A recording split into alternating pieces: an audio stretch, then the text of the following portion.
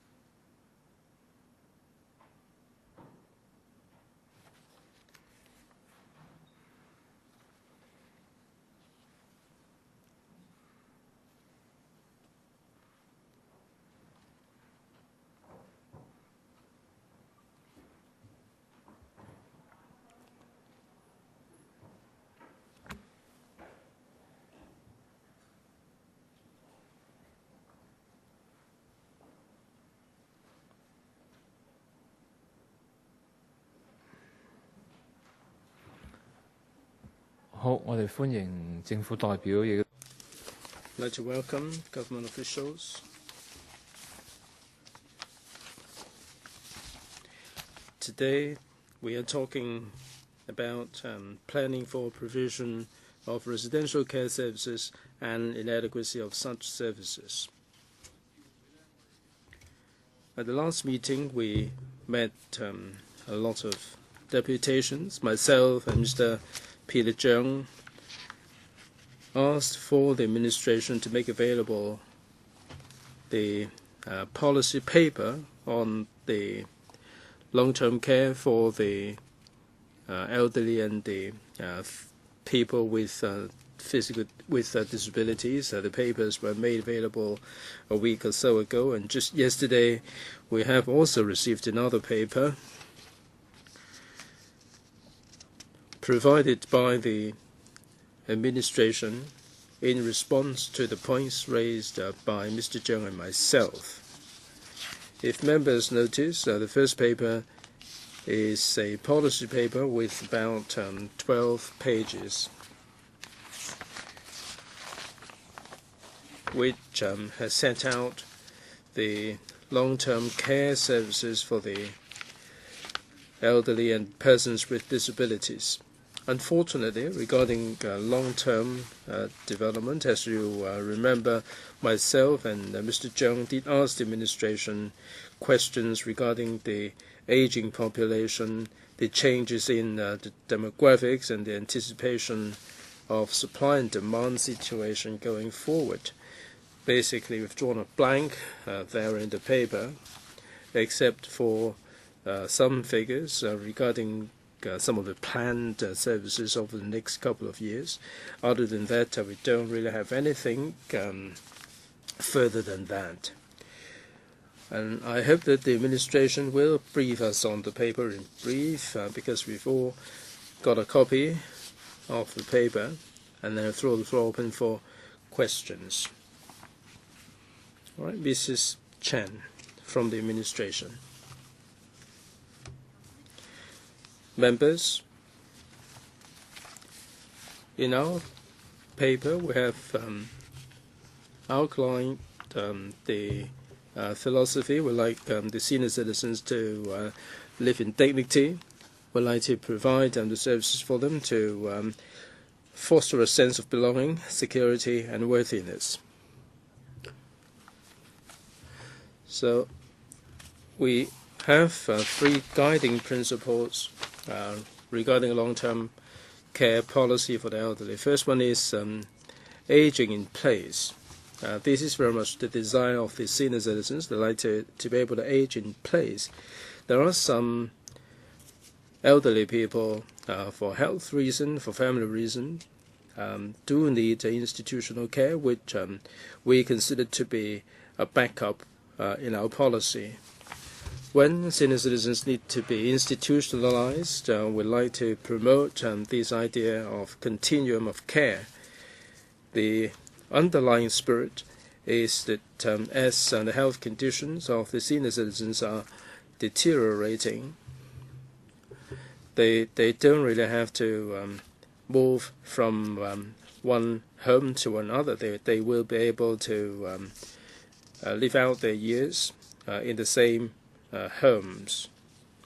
And we like to devote the resources to the needy elderly citizens. We have formulated a mechanism to match the services with the needy senior citizens.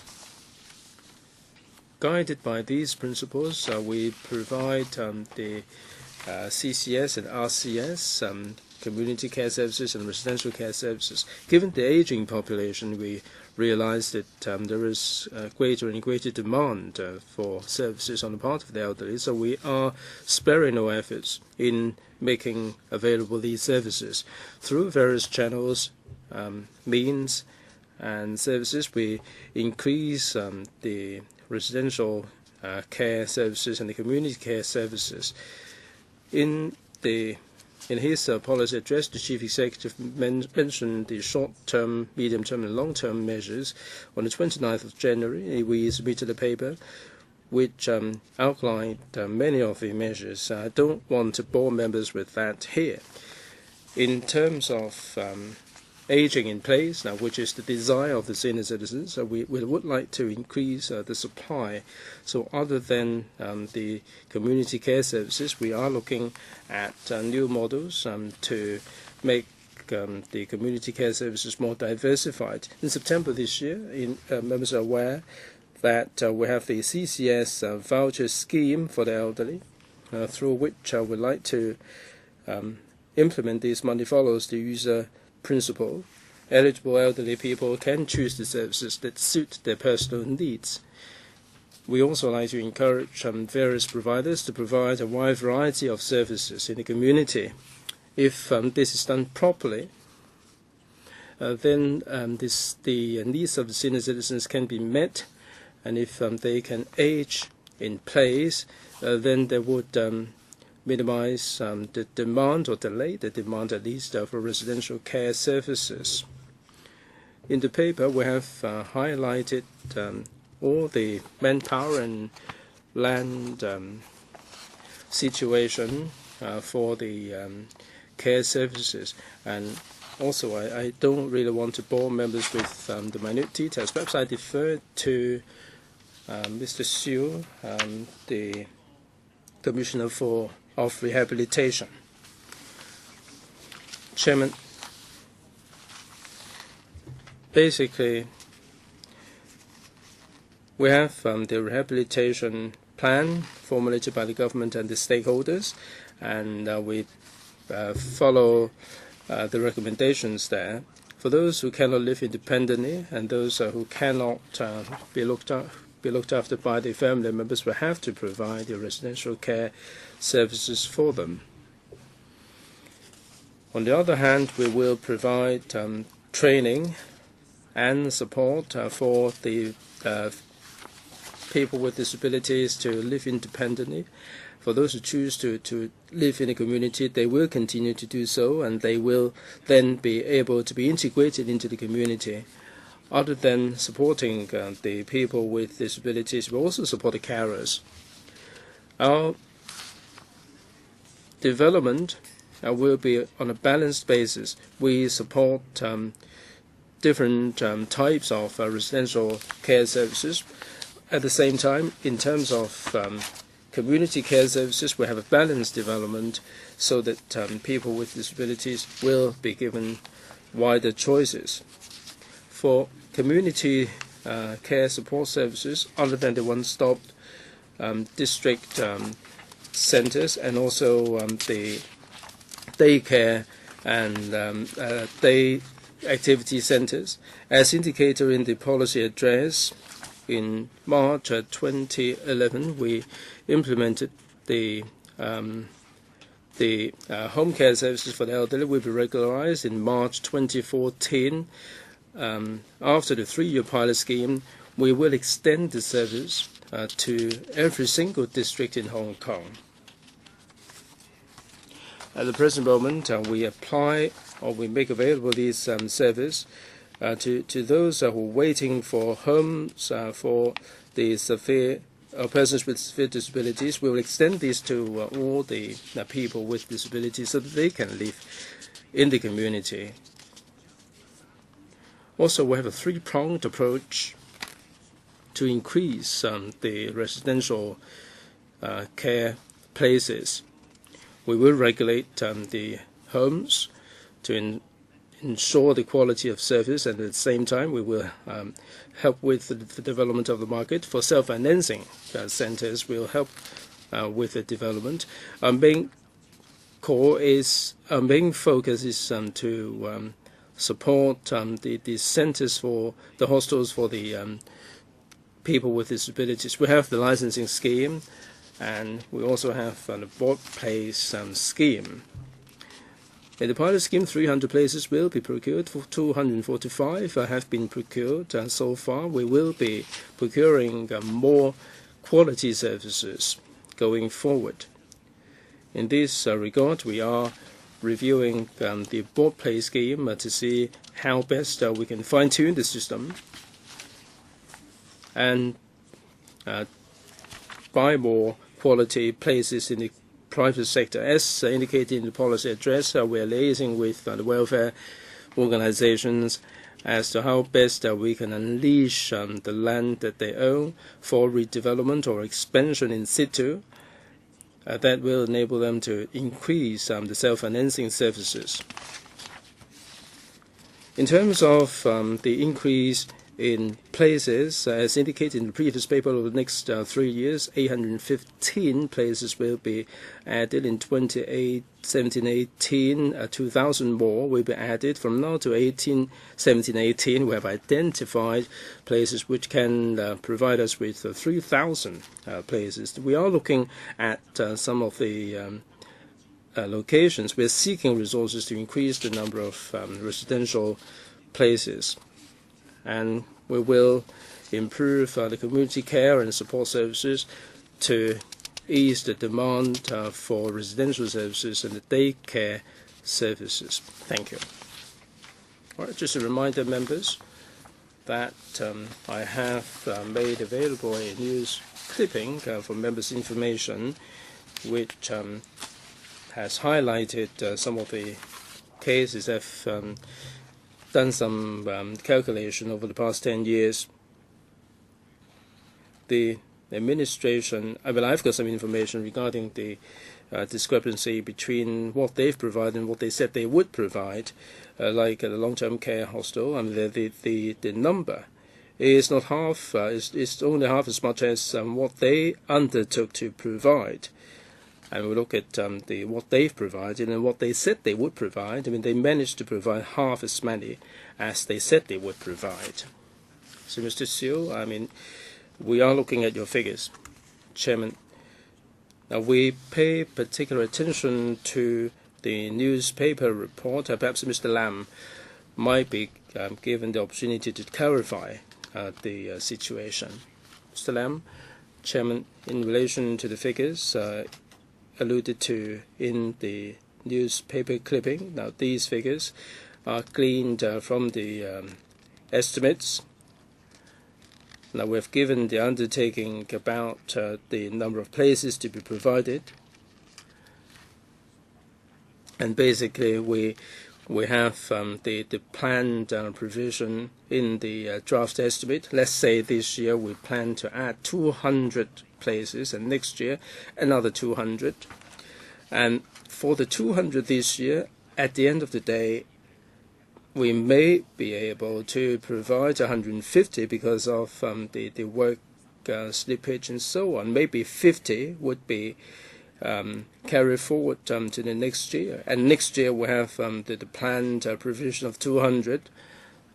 When the 50 is carried forward to the next year, then that would become 250 for the coming year. If you take all the figures into account, it may look as if we provide 450, but in fact we are making provision of 400.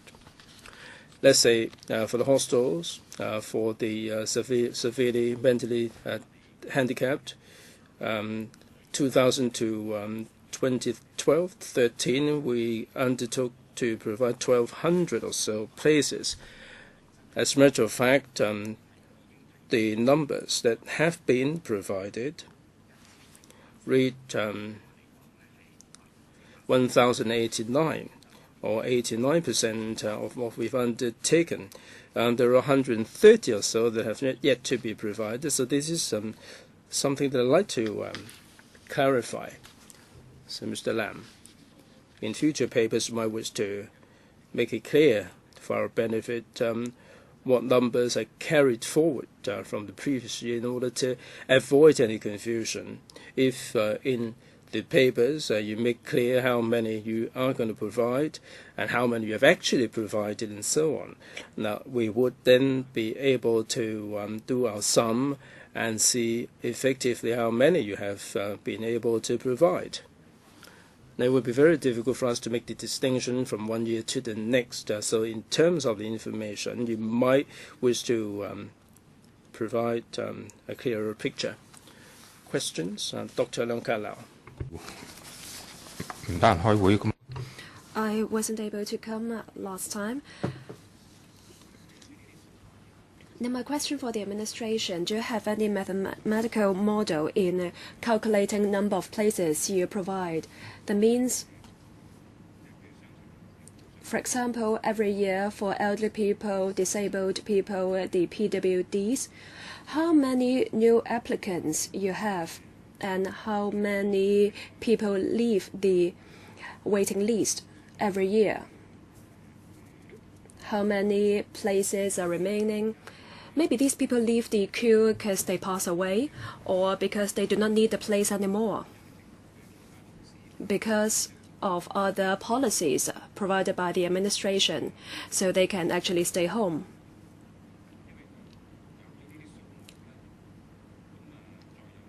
With all these figures and the total number of places provided, then we'll know how long people have to wait. With this model, we can project the demand in the future and we can actually project some changes in the future. Now, at the back of the paper, you provide us with a table with some figures there, but do you have a model to show us how you came about with the projected needs? So a model, mathematical model, do you have one? Chairman, for the care services places, for example, for the PWDs, one of the indicators we look at is the number of people on the waiting list. There are some other factors we consider, like the sites we can get and how many places can be provided on a particular site. For example, when we're talking about hostels for severely mentally disabled people, as at December last year, we have over 2,173 people waiting on the list. And from now up to 2017-18, places to be provided in such hostels will be 1,060. We have to consider the number of premises we can get for the facilities. The more we get, the more places we can provide. Follow up? Right, follow up. Well, you gave us two figures. 2,170 people are waiting, and you have places amounting to 1,060. What I meant by mathematical model is covers more figures. For example, you are providing 1,060 places, but some people may give out their places because they die or because they do not need the place anymore. So the 2,100 odd people can move into these vacant places. If the 1,000 places can be released in a year, the 2,000 odd people will have to wait for a long time before they can fill up the places. For those on the queue, they may have to wait for decades before they can move in, before all of them can move in. So just giving us the two figures cannot help us to project how much resources you have to put in this regard. How many places can be vacated out of the 1,660 places? And there are 2,100 odd people waiting. How many out of these people will leave the queue because of various reasons? If you can provide us with all these figures, theoretically, we can come up with the waiting time in terms of years and how many places, additional places you have to put in. We need these figures before we know how many places we need in the future. If we simply add more places, then we don't know how many exactly we need. That's why I ask whether you have such a model. If not, can you please start designing such a model and collect the data I mentioned? Well, first of all, let me try to answer your question. You understand my question, right? Yes, of course. Well, in fact, we also try to see how we could do that. There are factors we have to look at, of course. For example, how many people are waiting at present, and the additional applicants. Yes, correct. And you also have to look at how many people leave the places, vacate the places, and some other variables have also to be taken on board. We'll see if we can do that. But if you're just talking about a guesstimate, a rough estimation, of course, using these two rough figures can give us some idea about the picture. As to accuracy, well, that leaves us to further discussion. Additional applicants, we do not have any definite answer because they're subject to changes.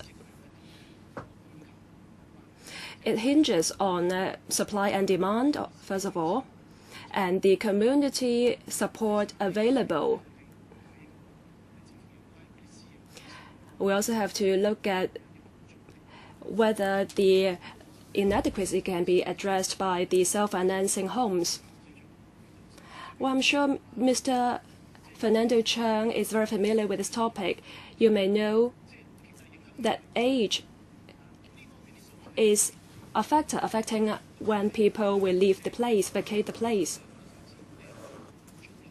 If we're talking about guesstimation, of course we can do that. But if you make too bold an estimate, then it may not be a good idea. With a conservative estimation, it may not be a good idea. And we have to understand there are many variables. Demand and waiting time, can we come up with a more specific idea? The waiting time is rather complicated, especially for PWDs. Waiting for RCHDs, we have different kinds of RCHDs. The applicant may be waiting for place for within a certain homes, but at a certain stage they may have to switch queues, and they can select homes in different districts. For those without preference, they will get a place sooner. But if you have preference in terms of district, then you have to wait longer. That's why I say there are many variables. Now, at present, concerning the PWDs, RCHDs issue, we do not have a concrete estimation at present. Now, if we simply look at the supply of places and the people waiting on the queue, even if there's no change in applicants, we're lagging behind. That's why if we can identify sites, we will put the sites to the use for RCHEs and RCHDs. Coming back to the scientific model, at least at present, we do not have a very good estimation or formulae for us to come up with the figures. Well, in terms of technology, people can shoot a rocket to Mars. Now, I understand with variables, it's hard for you to come up with a concrete calculation. But exactly because of this, with the model, you know the projection for the number of applicants you can take out from the queues. Can you give me the figures of the past 5 years so that I can actually do the calculation for you?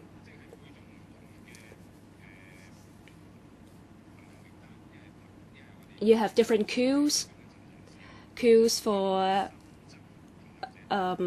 elderly services and PWD services. Now you have a central waiting list, but I want to know how many extra applicants are on the queue. Next, how many people leave the queue? Please separate the different kinds of applicants and also tell me why they leave the queue. Maybe because they have got an offer. That takes us to the turnover rate of the places.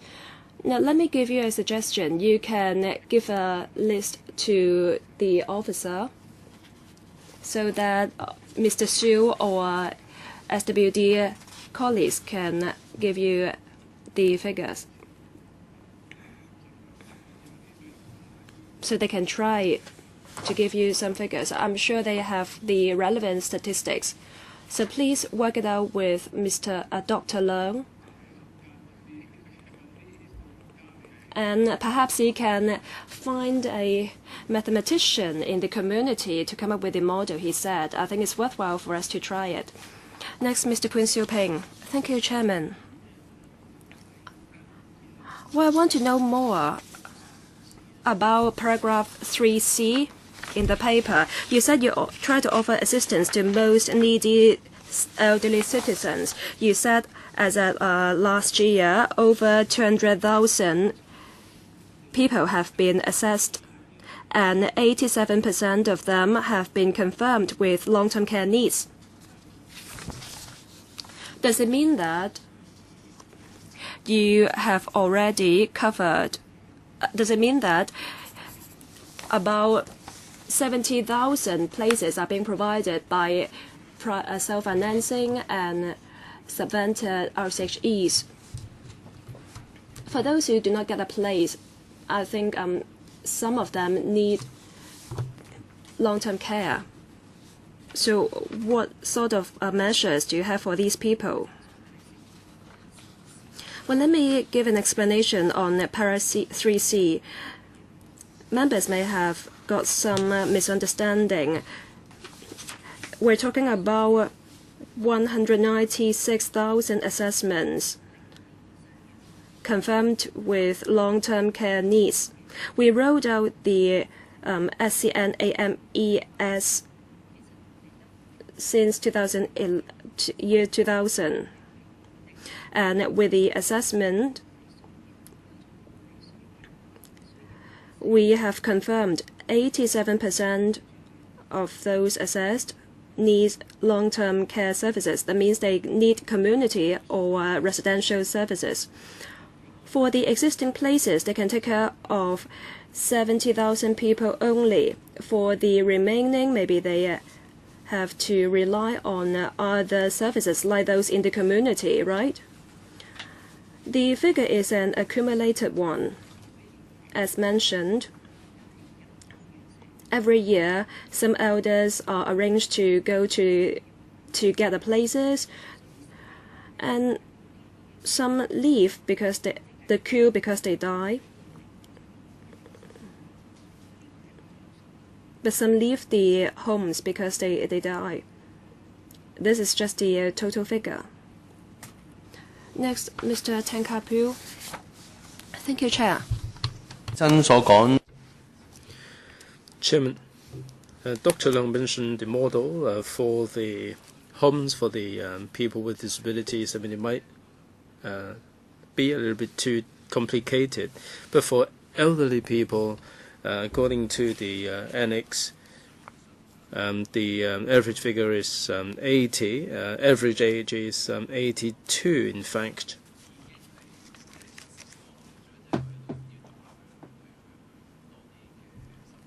And we have to look after those above 70 years old. And for those who are above the age of 80, it would take that much more efforts to look after. I'm wondering whether they have any family members who are able to look after them. Now let's take Tung Chung, for instance, which I'm familiar with, Area 56 and 39. There are housing estates, and there is provision for hostels for people with disabilities, but not the CNA homes and nursing homes. I cannot see a way out. People are getting on in years. I'm sure that you will be able to work it out. Now, aging in place is the core, and let's say there are 28,000, 29,000 who are on the waiting list in the community. In terms of daycare and also the day care centers and daycare units, let's say we can cover 10,000. And there is a vacuum in the provision of service. How are you going to deal with these unattended people? In some of the new housing estates, apparently they put a lot of emphasis on the hostels for the disabled. They are competing for services, but in terms of elderly care, how are you going to deal with it? You have the district or the community care services, and they are not enough to absorb all these people on the list. Mrs. Chen? Chairman, thank you. Indeed, there are 20,000 elderly people who are on the waiting list.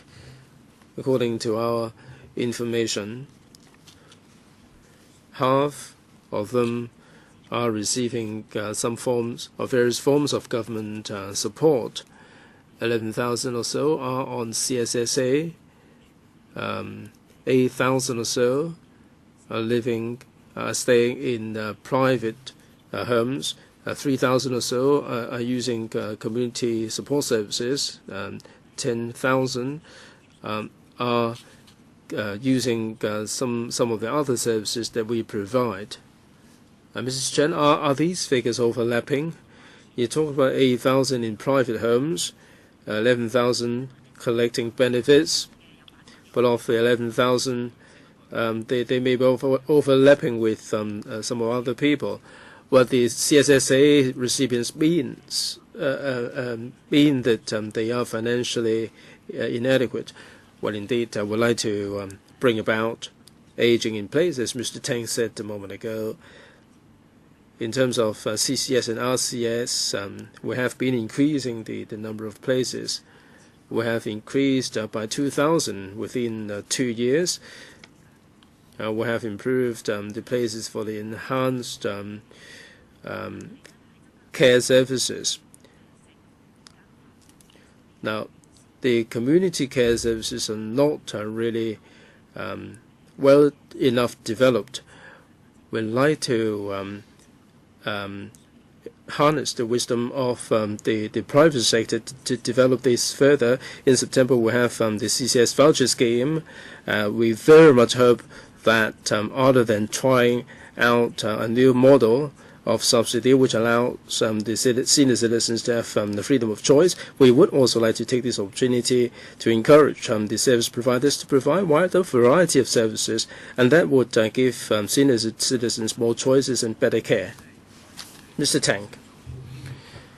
Chairman, this subcommittee would very much like the administration to boldly and give some undertaking about how you shorten the waiting time.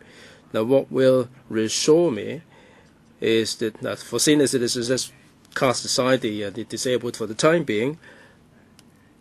For the senior citizens, at least if they are on the waiting list, they should be given certain services. I hope that statistically you will tell us whether for those on the waiting list they are given certain degree of care. I doubt very much it is the case. But do you have any target? Like within 1 or 2 years, you will be able to achieve that. Second, specifically about the CCS voucher scheme, the $5,000.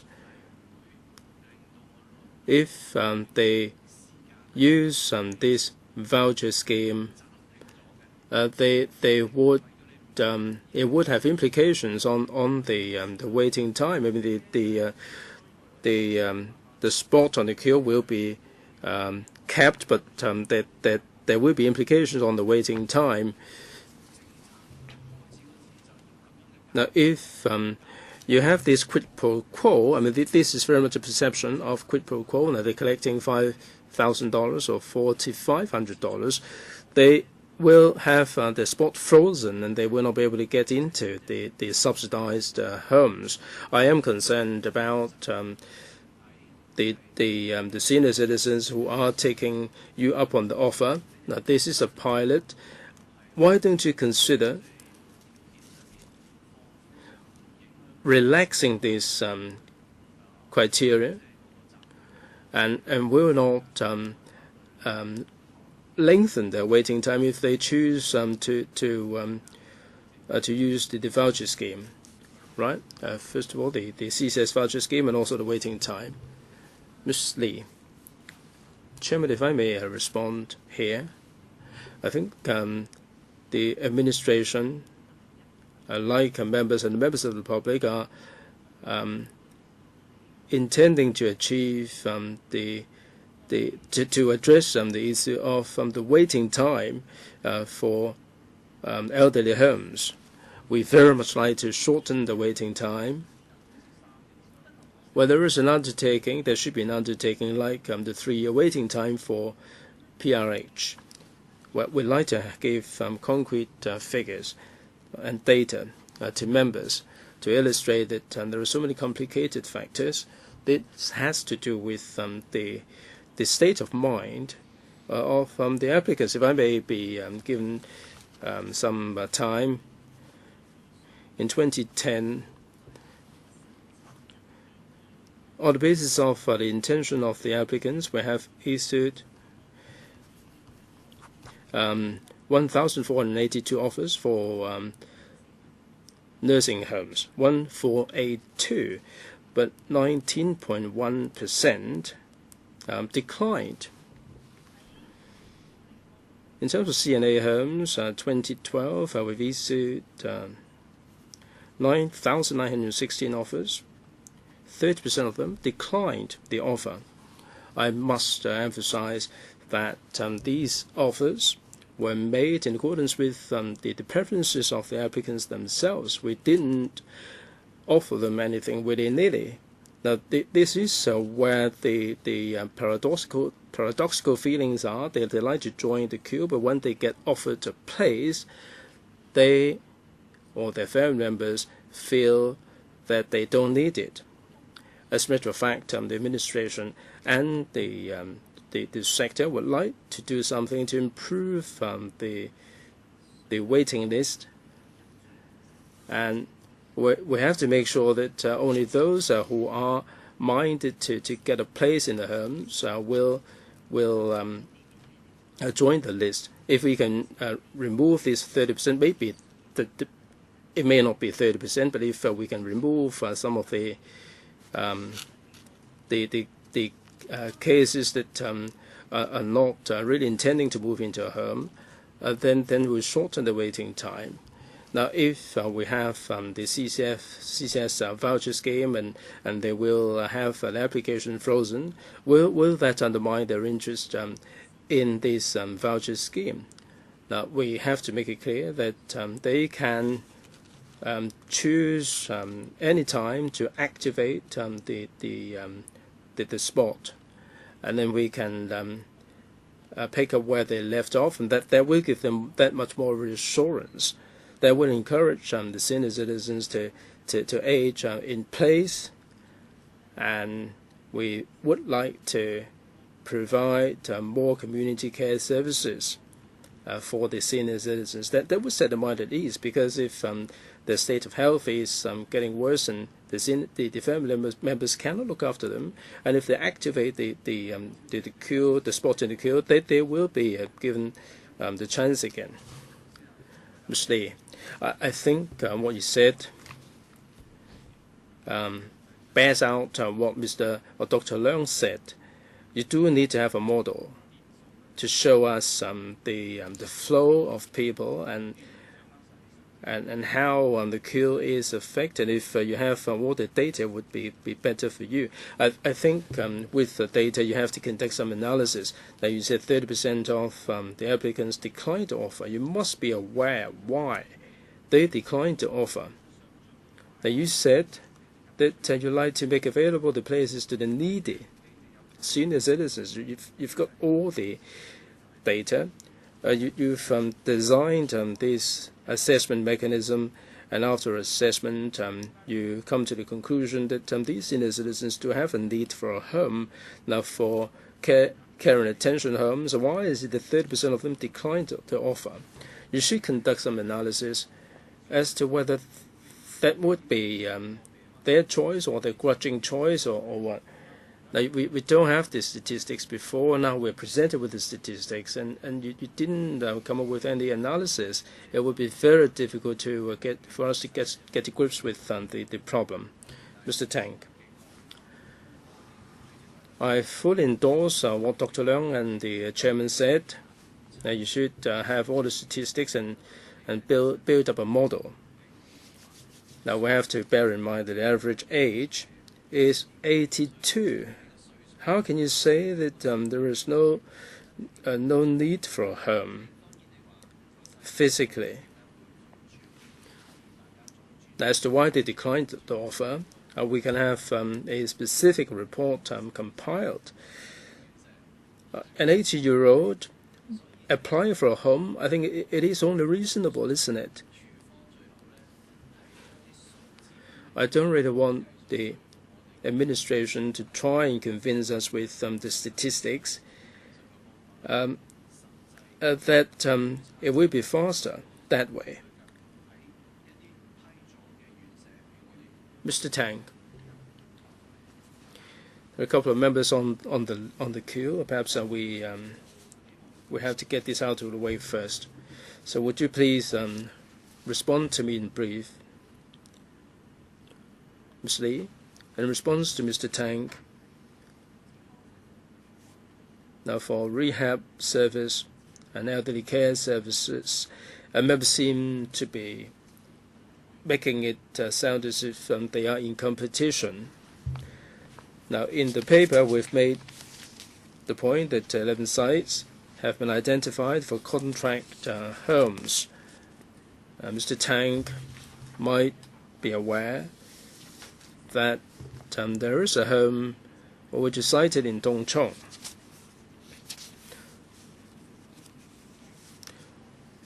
So, in public housing estates or private developments or URA sites, we are setting aside sites for homes for the elderly. There are 11 sites identified. As I said before, we are identifying other sites that can become available. Maybe in 6 months' time we can have 12, a 13th site that can become potential sites for homes for the elderly. Mr. Leung Yu-jung, Chairman, thank you. A moment ago, Ms. Lee said something which is proper. Now, how long people will have to be kept waiting for, and in the process, how can we make sure that people can be placed in a home? Now, this is the very question that they have been asking all these years, but so far we haven't got really any reply. Ms. Lee fobbed us off by saying that it would be very difficult to predict. She mentioned 19%, 30% who declined the offer of a place. I mean, I'm no mathematician, although I teach mathematics myself. Now, there is a simple question. They declined the offer, then the next one will come in and fill the place. Is it the case? Administratively, there may be a little bit of delay, but I don't think the delays would be considerable.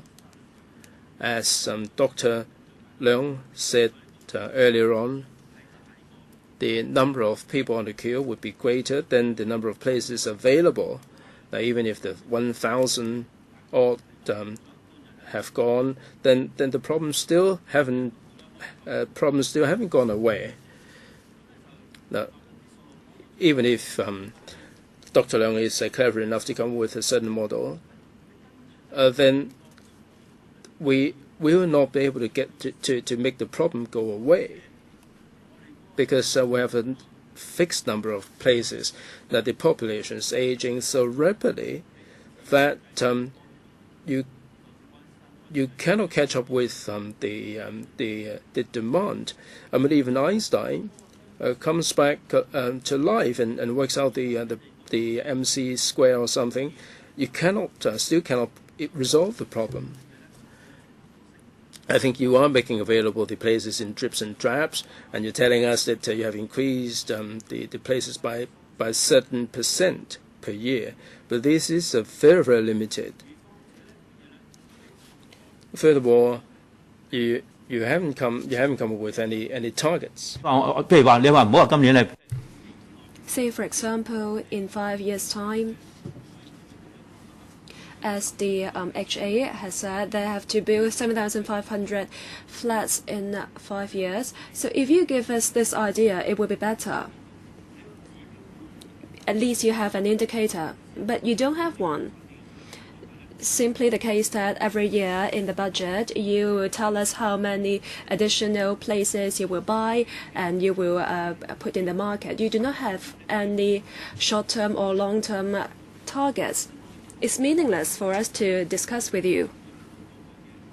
So let's leave meeting the genuine needs aside. At least set a 3-year or 5-year target. For example, how many places should there be in the RCHEs and how many places you have to buy from RCHEs. With this, at least you have a clearer idea. Well, if you say you provide 7,500 places, that's not going to be enough. Well, we can tell you that's not enough, and at least you have to get 15 or 30,000. Bargain is not the most crucial matter. You should have an indicator. You simply tell us 19%, 30% turn down your offers, but it's meaningless to know this.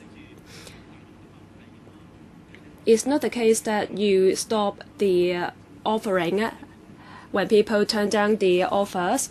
You will still give offers to those waiting. I think it's better for you to give us an analysis of the reasons. Otherwise, it's meaningless for us to discuss. You have to set targets for the short and long run. For example, on number of places to be bought and number of places to be provided. Where they set a 3-year target for RCHEs, there's a table to para 32. But now Mr. Leung just asked whether you have any targets in the next 5 or 10 years in terms of places to be provided, residential places to be provided. In the paper at the previous meeting, we gave you the figures provided since 2003. If you want more figures, well, we can go back and supply you with the figures in the next meeting.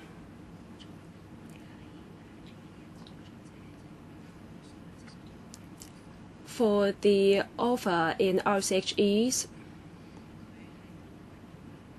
well, an applicant can turn down the offer for various reasons. It's not the case that he leaves the queue immediately.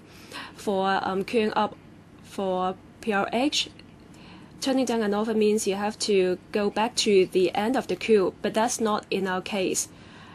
They will stay in the same place in the queue even if they turn down 10 offers. Well, members may not agree with this practice, but we're talking about lots of variables.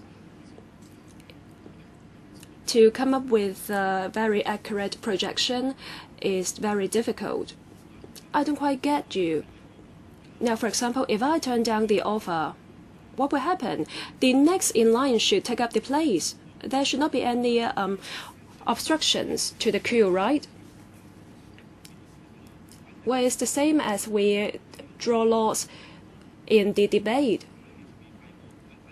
For those who haven't got any offers and those with numerous offers, they do have their place in the queue, right? You should know the place of these people with one or numerous offers. Second question.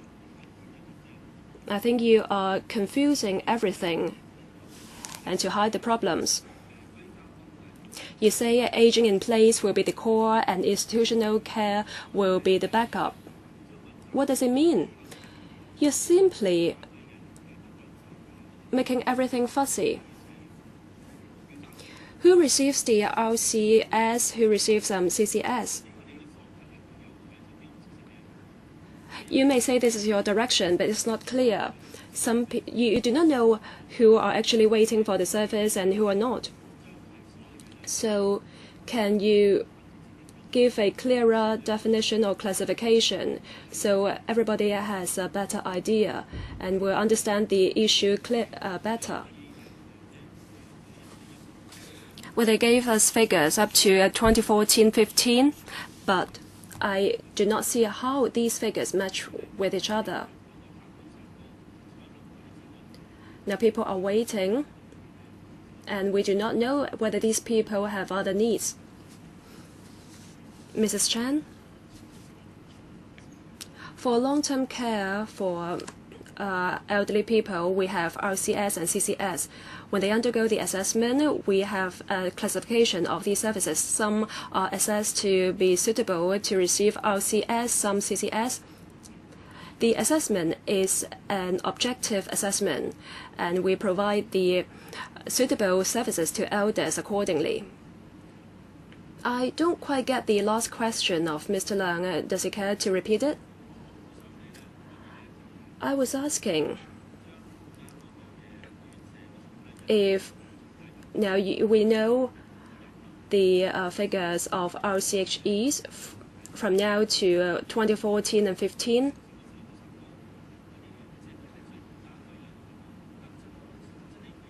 Some are waiting for RCHE place, some are in the community. Those in the community, maybe they want to queue up for RCHE places. For those who are not on the queue, they will not be arranged to go to a home. I don't know whether it amounts to, I don't know whether it's up to 28,000 people with these needs. Well, I don't agree with the assessment method, but for the 28,000 people have already been assessed, and they have already been assessed and are queuing up for a place. And every year we only have hundreds of places available. I think most waiting would like to go into subvented RCHEs, but some of them may not get the place. Now these people have a choice. If you opt for bought place homes, then you will get fast track. For the subsidized homes, you have to wait longer. Now the queuing up issue may be complicated, but don't say this is the obstacle. I really don't see how that obstructs the arrangement of offers. Some people turned down the offer, Mrs. Chen. But what Mr. Leung is saying is that there are people behind these people waiting, so those turned down the offer should not be any obstacles on the line. Well, let me give you an explanation. At present, for example, after the assessment, an elder is assessed to have RCS needs. The assessment is stated today, and he will enter the queue today. He can write down his preference, what sort of homes he prefers, and which district. Now, when we have the suitable offer, we'll give the offer to this applicant, for example. He will be informed, but he may turn down the offer. The offer will be given to the next in line. But the next in line, we have to look at whether his preference meets the offer. The next in line may like to change his preference, but he still be in the queue. So in terms of the status in the line, there will not be any changes. So next time when a suitable offer comes by, the first applicant will be given the offer. So if the first in line keeps changing his preference, then we have to give different offers to this person. Well, Mrs. Chen, you know all about this. If an elder keeps turning down offers, I think you should change the offer system, offer mechanism. 30% turn down 10 offers. If that's the case, then these people are really delaying the waiting time. There may be problems lying in the waiting mechanism. Chairman, may I interrupt here? For example, an elder turns down an offer in District A, he will be given an offer in District B. No, the offer in District A can be given to another applicant then. That means people move to a queue for different districts. Then your problem of obstacle is solved. But let's say we have lots of elders waiting in line, in the first place in line, then we'll see obstructions. Can you explain this matter to us further? Yes. Ms. Lee. In year 2000, 2001, after detailed review, we set up this mechanism. Social workers and frontline officers maintain close contact with elders, and we understand that most of them need to get a residential care place. Not just in the past 5 years. We have to give people 3,000, 4,000 places in CNA homes and NH. Please don't discredit the entire mechanism or system, because over the past 5 years or so, many people got an offer and are living in RCHE. We cannot adopt a blanket rule when we address the needs of elders. If we say we ask them to go to the end of the queue simply because they turned down an offer, it's not going to work. They may have their own reasons. It's very difficult for the frontline workers who have to deal directly with the family members of applicants and the elders themselves. With HKCSS and the trade, we are looking at the long-term care measures for elders. If we can put in any slight improvements, if we propose that, I hope we'll get your support. We have seen some slight improvements. I don't want to put in any moves just to shorten the waiting time and to stop people from queuing up simply because they turn down offers. This is not our wish. People reach a very old age before they queue up for a place in our CHE. This is good. Please don't be so detailed. We have this discussion because lawmakers tell you many people have pressing needs for RCS places. This is what we agreed on. And then, Ms. Lee, you told us 30% of elders turn down offers and nearly 20% turn down offers at NH. Well, it seems that you're saying it's not the case that you do not give them offers, it's just that they turn down your offers. So it's not a case of inadequacy, it's just that these people are too picky. And then Mr. Leung tells you that's not the case because the next in line will move in to take the offer. There will not be any obstruction. So don't say that we asked you to adopt a blanket rule. We are not asking you to do that. This is not our intention. Under the current system, it seems that when people turn down the offers, there will be obstructions in the queue. If that's the case, you have to review the mechanism. If not, then the mechanism is working perfectly fine. Then you shouldn't have told us about the percentage of people turning down the offers and creating obstructions for you. Well, the logic is very, very clear. Mr. Leung Yu-jung, there is nothing we can do about it. Chairman, I go along with what you said. Mr. Tam Yu-jung and then Ms. Helena Wong. Chairman, I've heard so far, I don't think the administration should emphasize the fact that senior citizens cannot be given a home because of their choices. Well, these senior citizens will live out their twilight years in their homes, and it's only natural that they would pick and choose. But if you cite these as the reason, despite all the matching work, I mean, you still cannot shorten the queue. I don't think you should cite this as a reason that you do make available a lot of places, but they just pick and choose. Now, my question is, there are 51,000 places in private homes, bought place scheme, the number stands at 7,000. In other words, by comparison, about 10% or so fall into the category of bought place scheme.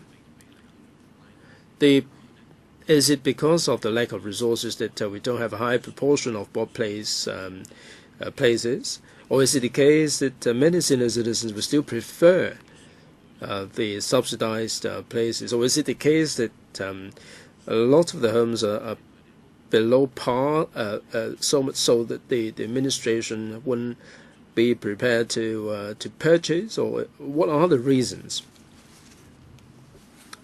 Ms. Lee. Bought place homes, it is very much a supply and demand situation. In terms of demand, indeed,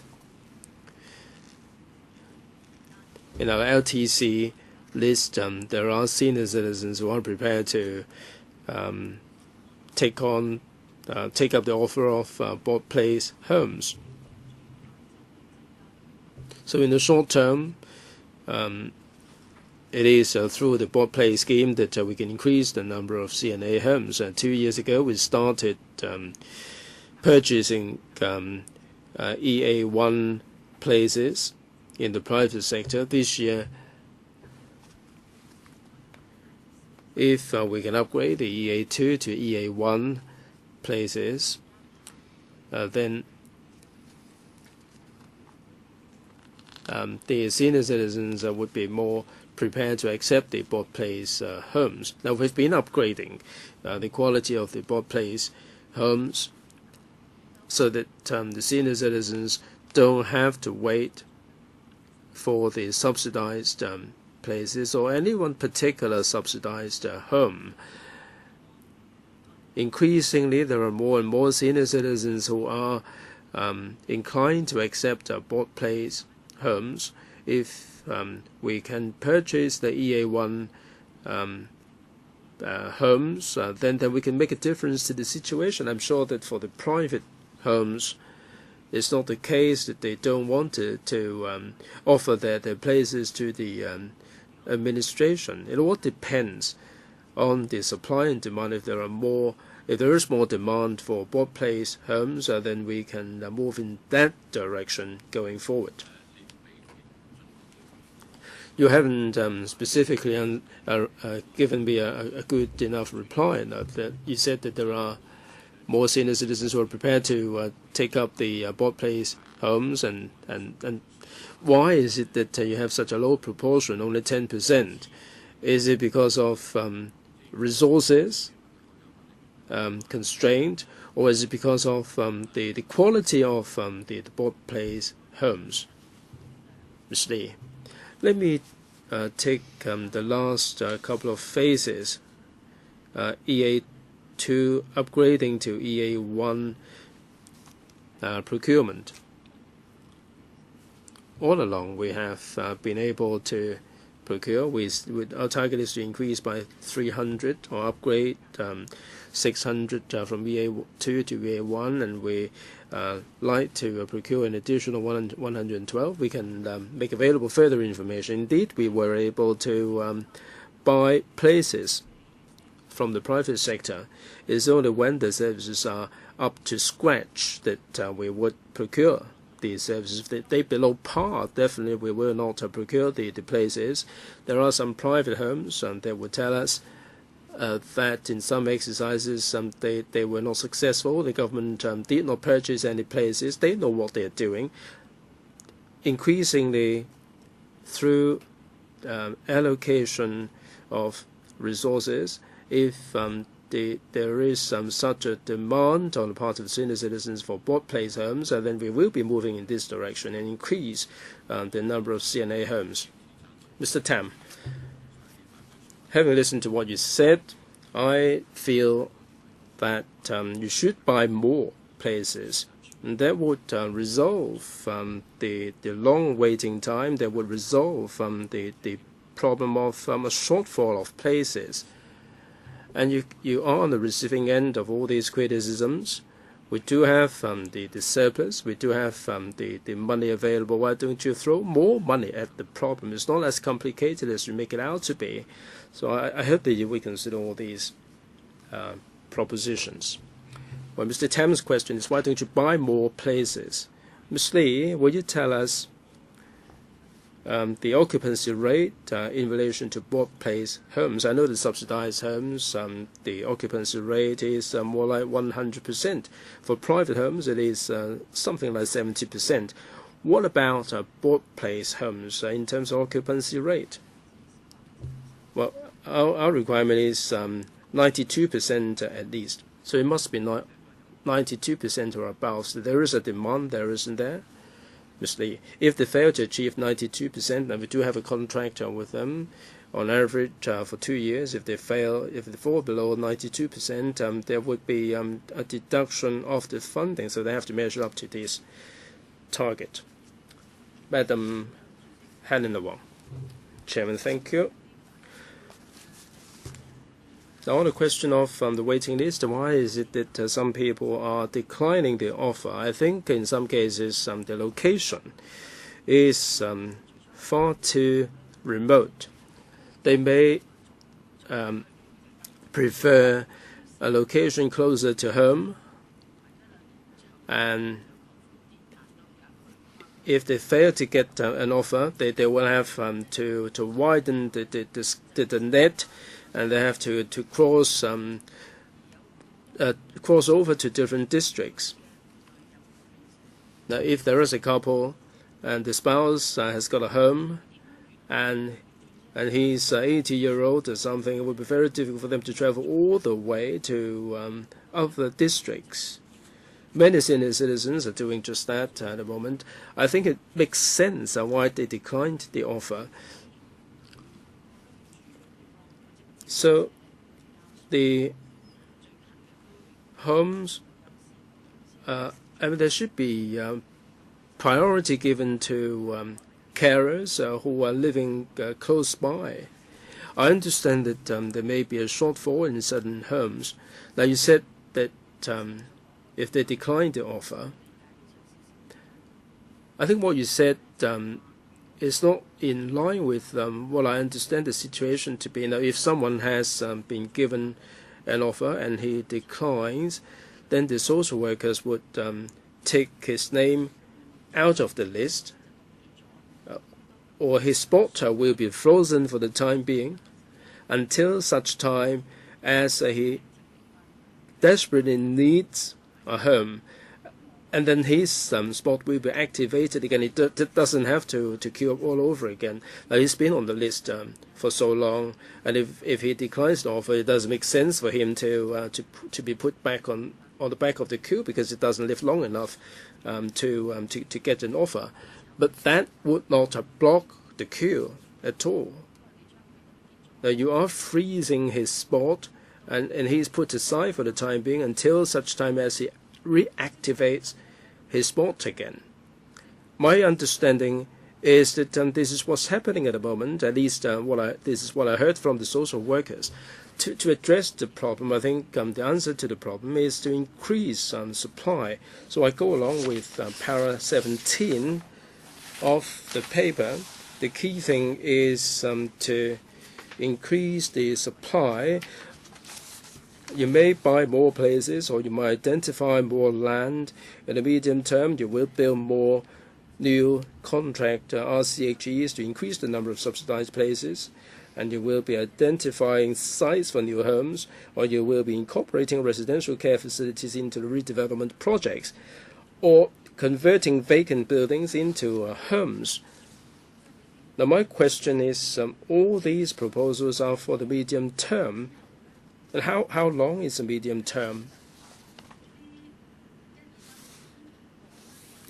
Is it going to be happening within the next couple of years, or 5 years, 10 years? I mean, can you tell us the time frame regarding the proposal? How soon are you going to be able to identify sites for new homes, and how soon are you going to be able to incorporate the residential care facilities into redevelopment projects? And how soon can you identify vacant buildings for conversion? If you look at the demand and supply, there is very much a mismatch there. Now, you have 196,000 people who need long-term care, but the supply is only 26,000. Only 13.2% of the total number is said to be in need. It is a minuscule proportion. We have 22,000 on the waiting list for CNA, 6,400 for nursing homes. So we have to ascertain the timetable on the part of the administration. Can you tell us the time frame for the short term? Can you give us the undertaking that the waiting time can be shortened, and also the number of places to be increased? We'd like to find out about the progress to see whether the supply and demand can be bridged effectively. Can you tell us, can you give us the undertaking, the time frame, how soon you're going to make this happen? Mrs. Chen. Right, Mr. Leung Yu-zhong put a similar question a moment ago. Mrs. Chen. Chairman, thank you.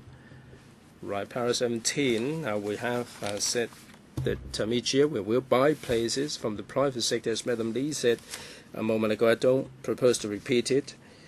In the medium term, as we said before, we will build new homes up to 2016, 2017. We have 6 sites which we are sure will be built on. In the long term, we will continue to identify sites for new homes, and this is what we have been doing. As Cecilia said earlier on, if there is a site which becomes available, we will put it on the list. This is more like a rolling list. If the sites are considered suitable, we will add this to the program with a time frame. And this is more like the time frame that we're talking about. Ms. Helena Wong, how long is a short term and how long is a long term or medium term? Short term, each year we will buy places from the private sector. As to how many we're going to buy each year, now we buy the EA 1 places. It would depend on the supply. Now we will only buy places that measure up to scratch. In the medium term, in the coming 5 years, there are at least 6 sites, a minimum of 6 sites that we can provide new homes. In the long term, we will be identifying suitable sites. We are liaising with HKCSS and the welfare sector to find out whether they have a land in the hand that can be redeveloped, and whether the residential places for the elderly or the disabled can be made available. We are liaising with the welfare sector, but I mean it would be difficult for us to anticipate for the time being that they will be available in 5 or 6 years' time. But this will remain a policy objective, the identification of further sites. To follow up, in terms of land planning or the land use, are there any planning indicators? Say, for example, when you release land or when you plan for a new town, do you have any projection in terms of population, so you can calculate how many places of elderly homes you need, and so you can allocate sites or areas for such purposes? That will avoid departments identifying small pieces of land just to build new homes. Shouldn't you have planned all these? Say, for example, how many elderly people are going to move in the area, and how many places you need in the area before you set aside land for such services. That goes the same for childcare services. And it shouldn't be you to identify sites. Rather, there should be planning on the whole. Otherwise, in the long run, you have to identify sites across the territory. Right, about the planning. Mr. Lam, from our planning criteria, whether we're talking about RCHEs or RCHDs, they are included in the planning. But we do not use the population ratio as the indicator. Not to say that how many, say for example, hundreds of thousands of people will warrant a home in the certain area. We have to look at a basket of factors rather. At present, in terms of planning, if there is sites for development, the planning department will do the planning. If it's confirmed is suitable for RCHEs or RCHDs, the planning department will talk with us. In terms of welfare facilities like RCS, we need suitable sites for them. In that case, we'll talk with the planning department to see whether there are any suitable sites for such purposes. Now, this is what I would like to mention. Well, I think you can follow up later. I don't really get it. Can you give me a detailed explanation in terms of planning for welfare facilities? Are you saying you do not plan according to the number of population? Well, in that case, why not? Because we are providing services, residential services, across the territory. So we have to look at the size of the sites to see if it's highly accessible. They have to bear in mind many carers and family members will have to travel to the homes to visit the inmates. If we set down a target in terms of population, we may not get the most appropriate site. That's why in terms of planning, we put down various factors for consideration in identifying sites. Well, in short, they do not have any planning. After year 2000, after the lump sum grant to the welfare sector, they simply remove all these indicators or factors. They only address two factors they look at. Well, at the beginning they had planning, but all of a sudden they said they want flexibility and sacrifice planning without any criterion. It's hard for us to follow up on their performance. I think it's misplanning. Well, second round. I have some questions, but I'll wait after members have asked questions in this second round. We have Dr. Leung, Mr. Leung Yu-chung, and Mr. Poon waiting to speak. I don't think we have to set a time limit for the time being, so I'll open up the floor. Dr. Leung, I'll try to be simple. Once again, about calculation. You say some elders turn down offers, and it seems to me you say it affects the calculation of waiting time. For someone who have waited for a year and who turns down an offer, when he actually takes up an offer, we may be talking about 2 years after the first offer. So the waiting time will be set down as 2 years for this person.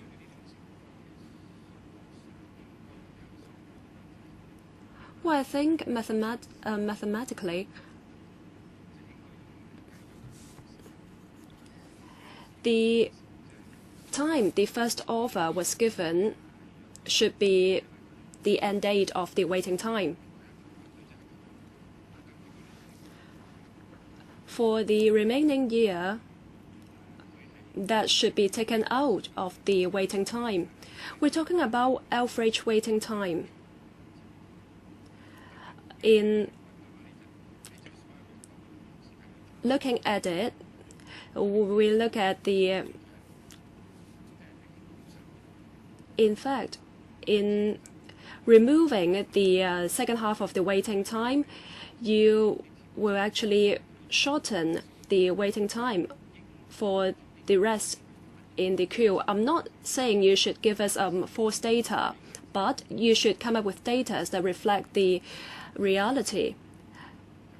As long as you first give out an offer, that should be the end time of the waiting time.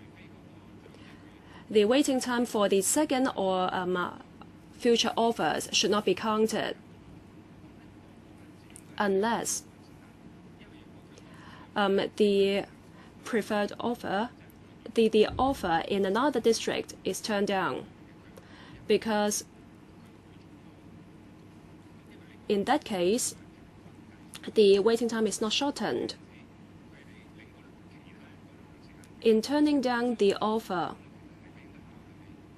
and taking out the second half of the waiting time, that will shorten the waiting time on the whole.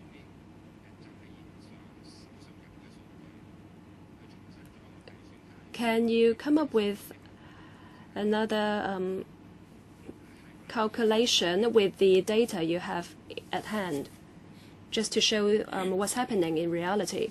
We don't have the detailed data you mentioned, and the data is in the computer. You understand what I'm saying, right?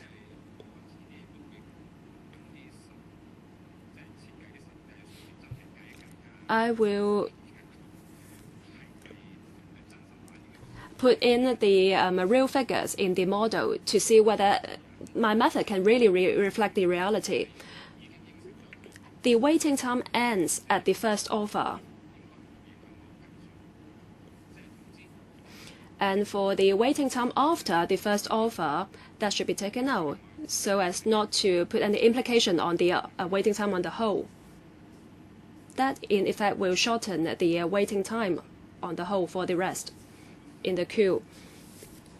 Well, I think in calculating the waiting time, it is rather complicated.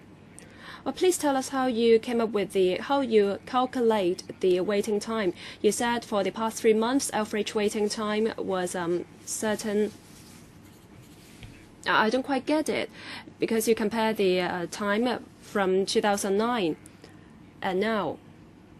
Mrs. Chen and Ms. Lee, why don't you submit papers to us to explain the central waiting mechanism and how you define the figures, how one should look at the figures you gave out.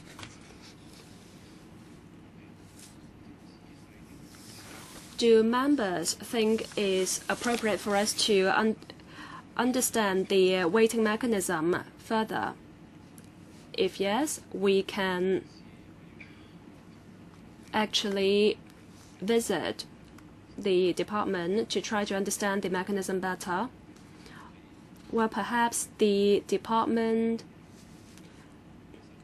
can let us know how it works, and we have different mechanisms for PWDs and elders.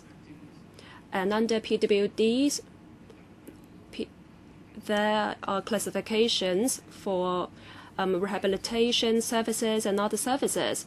It's a very complicated matter. I don't know whether colleagues see the need to understand the mechanism better. If so, we can always arrange a visit. Yes, Ms. Lee. Well, this involves all the operational issues. If on paper we can already answer your queries about the calculation of waiting time, then you wouldn't have to waste your time.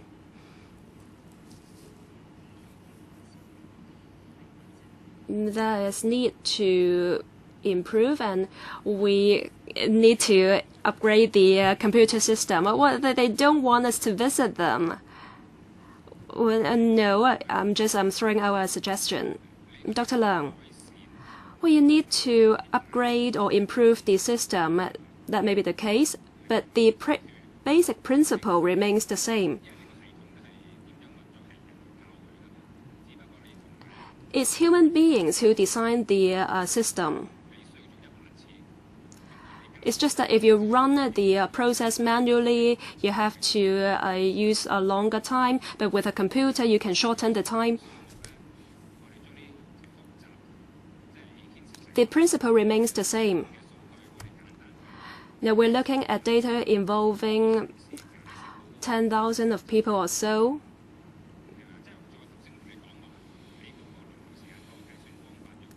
But if you try my model, my suggested model, using the cases of 10% only, to see how the new waiting time can be calculated,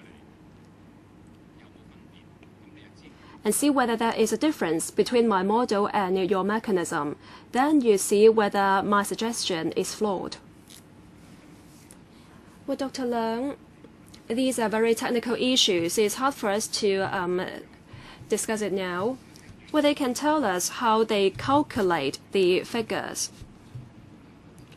The bureau and the department can supply the information to us first before we decide whether we actually have to visit them or to have a meeting with them. Well, time is precious, and we do not want to spend so much time on it. Still, this is an important issue because we're talking about facilitating a better waiting mechanism so people can get quality service. Dr. Joseph Lee, first time you are asked questions, so you get the priority. We have 4 lawmakers waiting to speak. Thank you, Chairman. Dr. Leung gave us a very complicated model, whereas for me, I'm concerned about the waiting time. How many people are waiting, and how many places are in supply?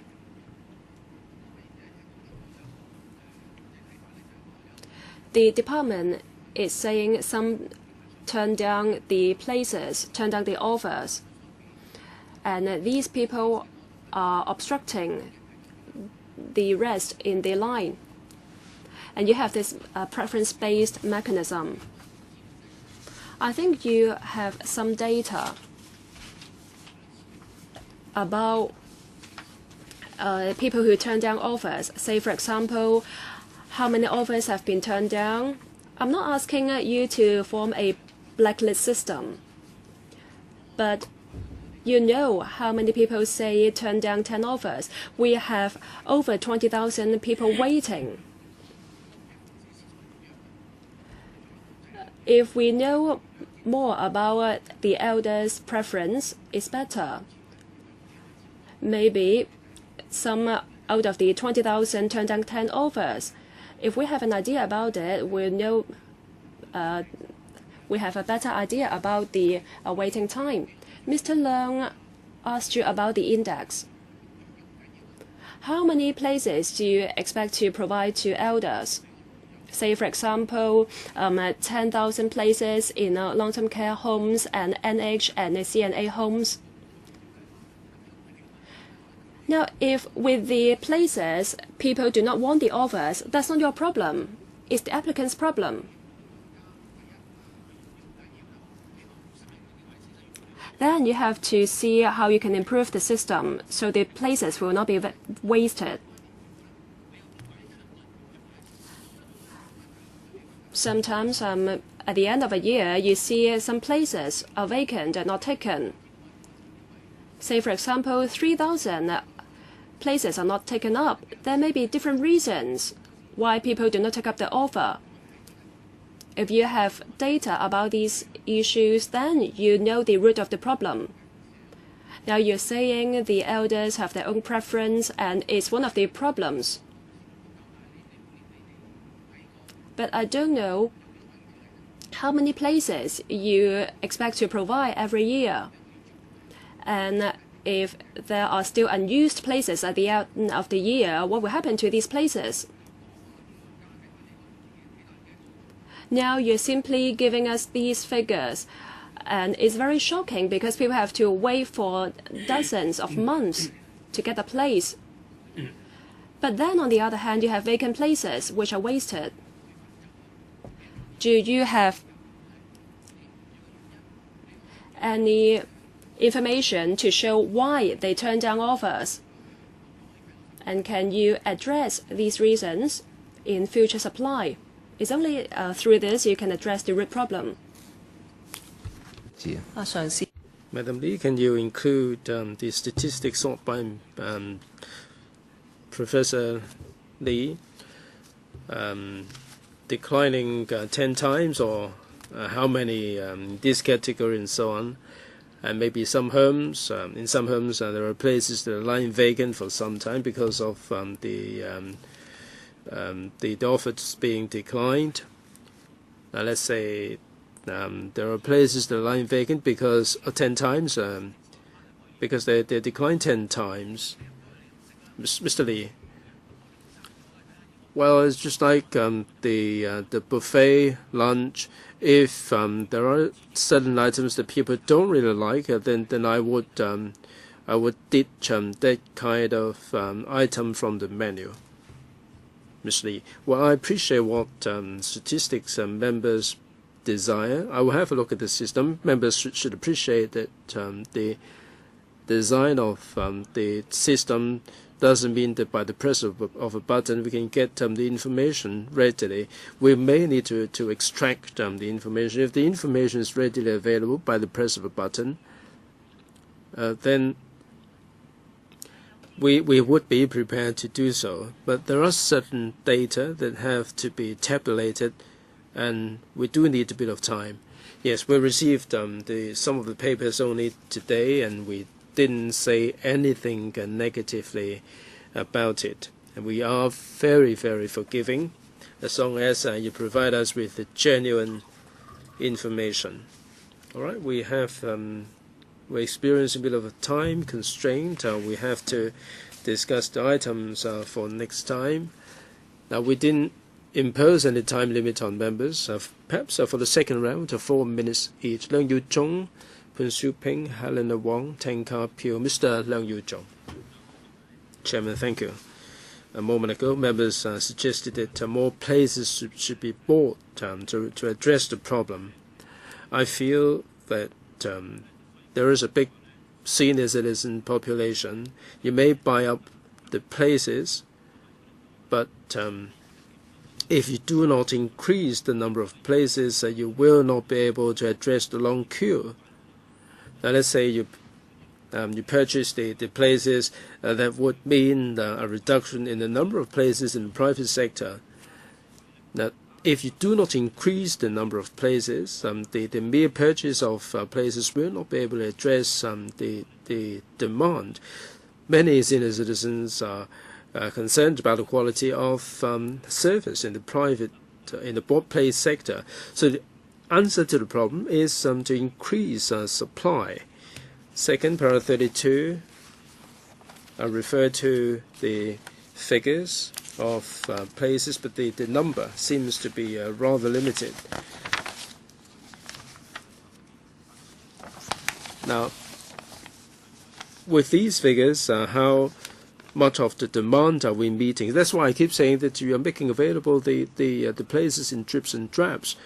The supply is so minuscule, it is almost like as good as nothing. You have 6 sites. How many places will become available? You haven't told us. So it doesn't make sense. You merely talked about the 36 sites with land available, but how many places will become available? You've got no idea. So the key thing is to have a target each year, how many places will become available. That is something that has to be clearly enumerated for us. Chairman, earlier some social worker texted me. Mrs. Chen said that some senior citizens declined the offer, but according to the social workers, that's not the case. They said that the senior citizens cannot continue on the queue because they declined the offer, and the social welfare department would terminate their application after that. Can you clarify, Ms. Lee?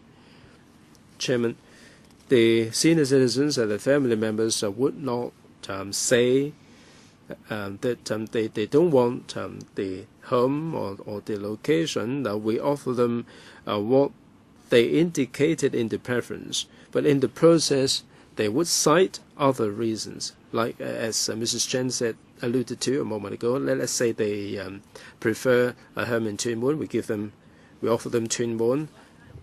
Now, and then the senior citizen or the family members would say that they're not on good terms with his son in Tuen Mun, and he would like to be closer to his daughter who is in Sam Shui Po, and that's why they want to change the preference.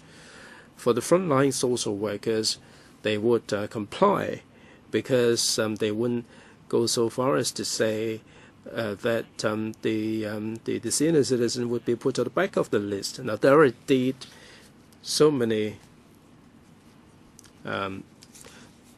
situations that are confronting the frontline workers that they are under pressure. I mean, honestly, this is a kind of pressure. The family members and the senior citizens, I would say that they want to change the preference. But still, we have to keep the case on the list. Certainly, there are certain senior citizens or family members who would withdraw come what may. Indeed, there are cases like this. Mr. Leung, I hope that more information can be made available. You seem to have shifted the question. Now, you say that the citing other excuses, if they decline on the basis of location, would they be terminated? Right? Can you include this point in the paper to be made available? Mr. Prince Ping, Chairman, my question was asked by Professor Joseph Lee, but if I may add one more point, 30% decline rate. If you can give us some analysis that would enable us to understand how we should address the problem. Now, we are concerned about the reasons why they declined the offer. I'm sure that the SWD must have in their record all the reasons for declining the offer and the number of times that they declined the offer. Professor Joseph Lee has already put the question. I hope that more specific information can be forthcoming next time. You heard that, Madam Lee, the reason for declining the offer, the number of people, and the number of times. Yes, I have looked at the central waiting list and see whether we have the information available. Madam Helena Wong. Now, for the private homes, I know it covers a broad range. Some are very expensive for luxurious kind of services, but on the other end of the spectrum, they are pretty cheap with deplorable conditions. My question is, do you conduct a regular inspection, to make regular rounds, to look at the quality of service? If they are so poor in terms of services, do you have any measures to improve the situation or to stop the situation happening in such a way that people would be deprived of the fundamental care? Would you make your rounds? And if you spot any problems, what would you do? Second, training for the carers. There are two aspects. The first one is the health workers. In para 26, 1,500 health workers will be trained up per annum, but at the moment there are 400 who are registered health workers. They have completed the course, but not many would be prepared to stay behind. There is a severe wastage rate there. Is there any reason why they refuse to join the business or the trade? Is it because of pay? Is it because of the conditions that they work under? Also, in Hong Kong, there are many families in which the foreign domestic helpers are looking after the senior citizens. We have hundreds of thousands of foreign domestic helpers. They haven't undergone any training. They may claim to have undergone some training, but it's doubtful whether they have undergone the right kind of training. Do you have any training for the foreign domestic helpers who are looking after senior citizens? Now, there are so many families who do not put their senior family members in a home because they have someone looking after them. And these foreign domestic helpers may need some training. So would you consider that? 3 questions there. Madam Lee, inspection. Under the Residential Care Homes Regulation and Ordinance, we do conduct surprise visits to the homes and look at manpower, health condition, hygiene condition, and so on, to make sure that they measure up to the licensing conditions. But as Madam Wong said just a moment ago, there are certain homes that charging a particularly low rate. And your question is whether we monitor their rates. Now, we look at the quality of service, the charges, the fees are something between the operator and the senior citizens. In our inspection, if we find that there are problems with manpower and so on, we would give them advice. Over the past past 3 years, we issue on average 3,000 advisories to the homes for the elderly.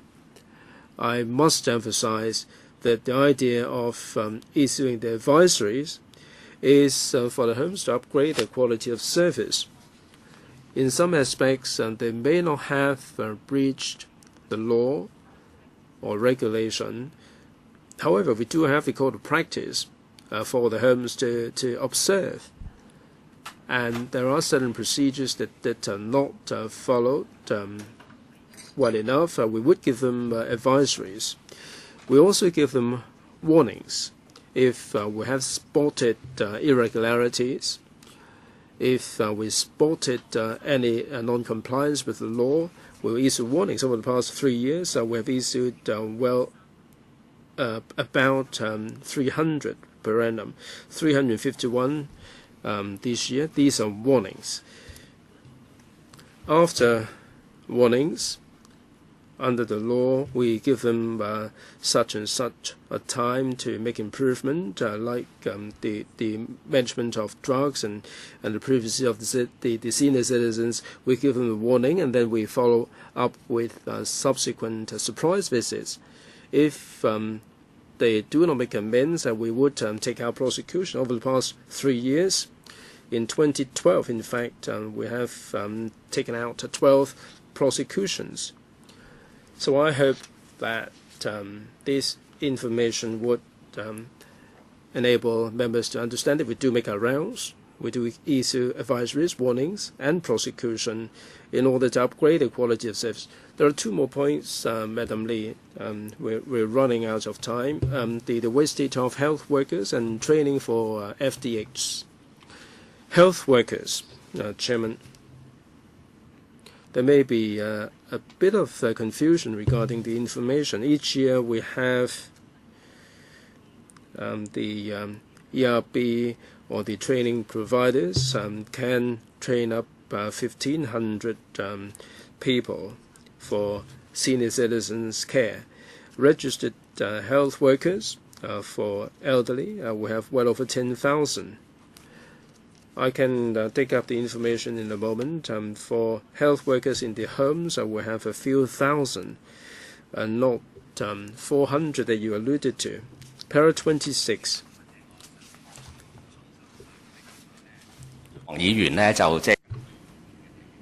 We just know Ms. Wang quoted from Para 26, 400 graduates completed the courses, and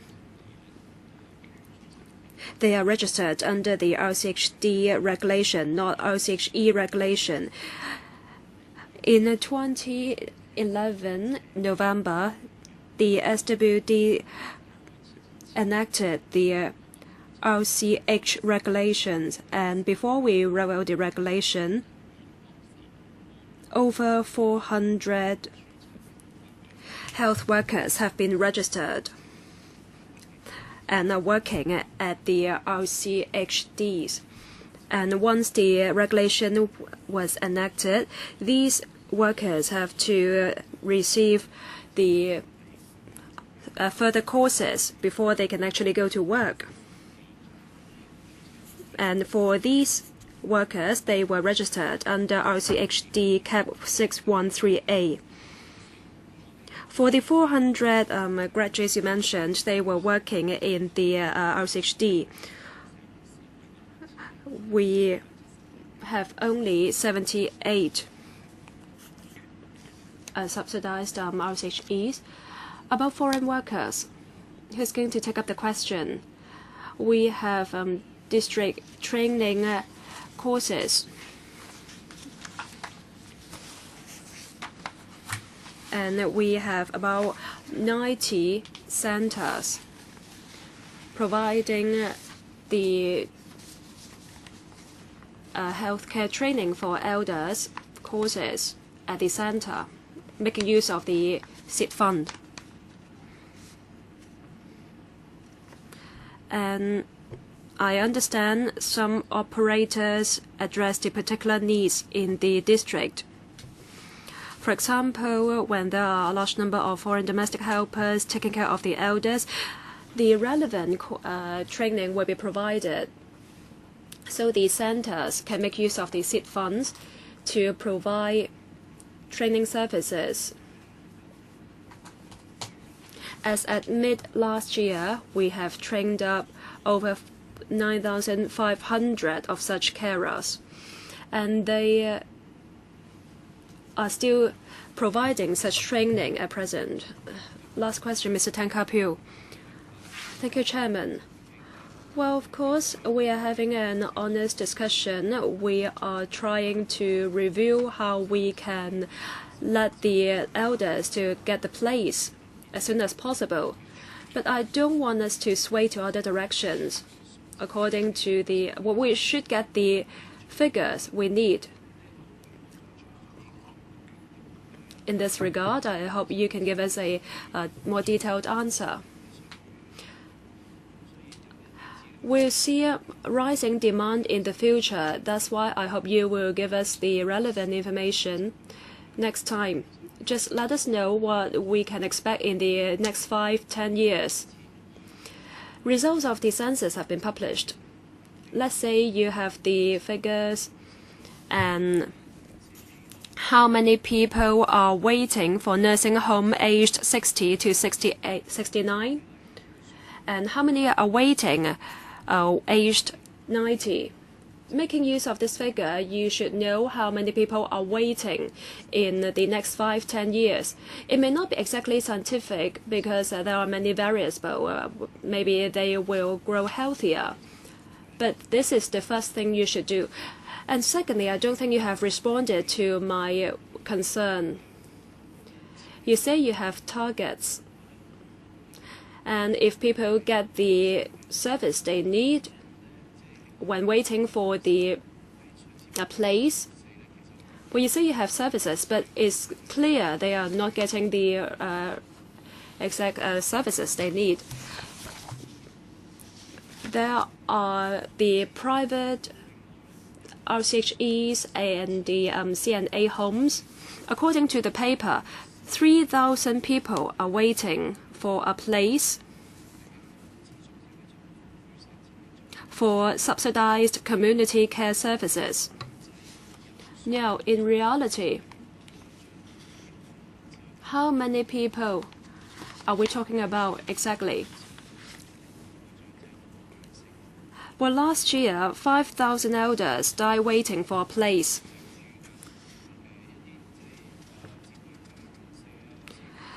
Well, while they were waiting, were they not receiving any services or were they living in private homes? We have to know what happened because we want the resources to go to elders with most acute needs. So please tell us all these information next time. Thirdly, I hope you can consider the 2 undertakings you gave. Just now, Mrs. Chen already said that for those who haven't got an offer, they will get long-term care services. Can you really promise that? For example, that they will get the CCS voucher scheme and the CCS. Can you make an undertaking and that you will honor the promise within 2 years? Well, Chairman, I think we have not really discussed the needs of the PWDs. How are we going to go about that? Right, first of all, concerning the undertakings and the figures, who's going to take up those questions? Mrs. Chen or some others? Now, Chairman, lawmakers ask us for figures. We'll try our best to supply you with the information, with the data we have in hand. We try to submit a paper on this for the next meeting. I think Mr. Tan Ka-piu was referring to figures concerning people waiting for a place. That is the 20,000 elders and the 7,000 PWDs waiting for a place. For these people, are they receiving any sort of services? And if yes, what sort of services are they receiving? I'm sure you have such data that cover the elders and the PWDs. Next question concerning CCS, for example, home care places and daycare places. For those waiting for such places, are they receiving any services at all?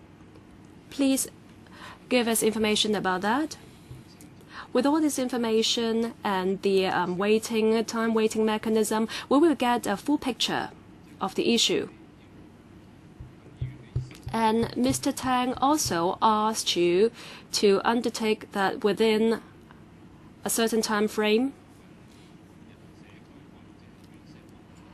Those people waiting for RCS should get certain services, be they PWDs or elders. Can you make such an undertaking? For the elders, there are several schemes for them in the community. For example, the CCS voucher scheme and a scheme to provide services for the frail elders. Well, you have only thousands of places for these people, so I don't know how you can make such an undertaking. All along, we have an undertaking that we will provide services to elders with needs. As for setting a time frame, is rather difficult. What we can say is we will do what we can to provide services. As for time frame, I really cannot give you any definite answer on that. All right, Chen Kwok-chu, I give you 4 minutes at most, so that we can leave some time to discuss what's going to be on the agenda for next meeting. Well, I know we are short of time, so I'm going to ask a short question. I know that you are working on the CCS voucher scheme in the welfare sector. Some say that you are shuffling the services to the market. Say, for example, for the bidding system to build homes, it's been in place for 6-7 years. Well, I think it's about time for you to have a review as early as possible. It shouldn't be the case that I'm asking you for a review that you do it.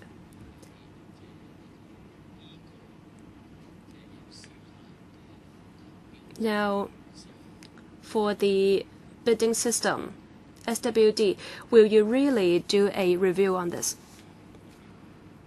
Question about review for the contract homes. You're talking about reviewing the whole system. Yes, including the bidding system. I understand that some operators do not want to continue. They simply want to return the facilities to the government to review the bidding system, not the homes, right? Well, the contracts will be renewed every 5 years, and some operators do not want to renew the contract. And some services may terminate because of that. Yes, some operators cease operation. Chairman, if my memory serves me right, I think the system started in 2001, so it's been in place for 12 years, and you haven't done any review, is that correct? All right, I thought it's been around for a shorter time. I think they would say they are reviewing it every second. Yes, Mrs. Chen, I'm sorry, I'm not feeling very well today. Well, anyway, as at now, well, we have the homes are operating, and the contracts will be renewed every 5 years. And since I've taken up the post here, I've been sitting on the bidding panel on numerous occasions. And the system is received very well, and we haven't received any complaints from those involved. That's why we do not see an urgent need for review. What do you mean by that? If everybody is up against you, then you will conduct a review. Is that correct? Well, that would be too late. Well, not the case. When we start a new contract, when we start the system, then it's very well received. Do you know whether they stand to gain or lose? For the contracted homes, we provide self-financing homes and subsidized self-financed places and subsidized places. And I believe that the bidding system is not restricted to NGOs only. Private operators of homes can also join in. If they think they will not lose any money, it's only then that they will join the bidding because they're businessmen. Well, I'm sorry to say, Mrs. Chen, when many bidders told me they lose, but they have resources to waste, so 90–80% stand to lose. Well, in any case, they are not interested in having any review at present. I have to summarize. I've been listening to the discussion for a long time. Well, we have a very simple request on long-term care planning. We hope the administration can show their responsibility and give us some undertakings. We have an aging population. PWDs and elders need long-term care, and you will see a rising demand in this regard. There is a discrepancy between demand and supply. It's very clear from the figures. At least you should have a clear direction, and then with this you should go forward with this direction. On the paper, you make things so rosy. Aging in place is the core, and you will help the PWDs to try to live independently. But then looking at the surface, you cannot meet their needs. For example, for aging in place, this is your core. But in terms of CCS, be it home-based or daycare places, you only have 9,000 of such places, and we have 980,000 people aged 65 and above. So the number of places does not address even 1% of such of the population. Say, for example, in US, they have to provide long-term care services to 16–70% of such elderly people. Out of the 16–70%, 80% are cared by their families. For others, they are being hospitalized and they're receiving government assistance. But you are addressing the needs of just 1% of these people. For the RCS, you provide 70,000 places. That's just 7.7% of people aged 65. So 1% in terms of CCS, 7.7% for RCS. These people do not have a choice. 其實 7% cannot be described as low. In overseas jurisdictions, it is lower than 7.7%, 1% in Japan, 5% in the US, 2 to 3% in European countries, mainly because their senior citizens are aging in place. How can this be achieved in Hong Kong in absence of the services? You haven't really thought it through. 7.7% of the population are admitted to old folks' homes, and this is not desirable. And the homes are not filled because many people don't really want the private homes because of the poor condition. They would rather wait for the subsidized homes. And if they're desperate, they have to move into any homes. But you know, and I know, that we wouldn't like to spend our twilight years in that kind of horrible conditions. As officials, you don't really want senior citizens or the disabled people to spend the twilight years in that kind of horrible conditions. So we are very, very concerned as a committee. You should not give us the slogan of aging in place or enabling them to live independently. You have to practice what you preach. Now, some members are advocating more homes to be built. I think that there is a shortfall in the CCS, Community Care Service, and you are really doing just the opposite of what you are undertaking to do. I don't think we have enough time to address all these problems, but as chairman, let me do the summing up. I don't think you have thought through what you are seeking to do. If you want to achieve aging in place, then the whole thing should not be done in the way that you're doing it right now. Now we're seeking the papers, one on the mechanism for weighting and allocation, and we sought some statistics, and members requested certain statistics. I don't propose to repeat them. Also, the medium and long-term planning, the target that you have. I understand that you don't really want to have a clear-cut planning process, but if you have the statistics, please let us have them. On the basis of the statistics, we'd like to come back and have another go at this issue and talk about the long-term care policy. We'd like to spend the next couple of minutes deciding on the items to be taken going forward.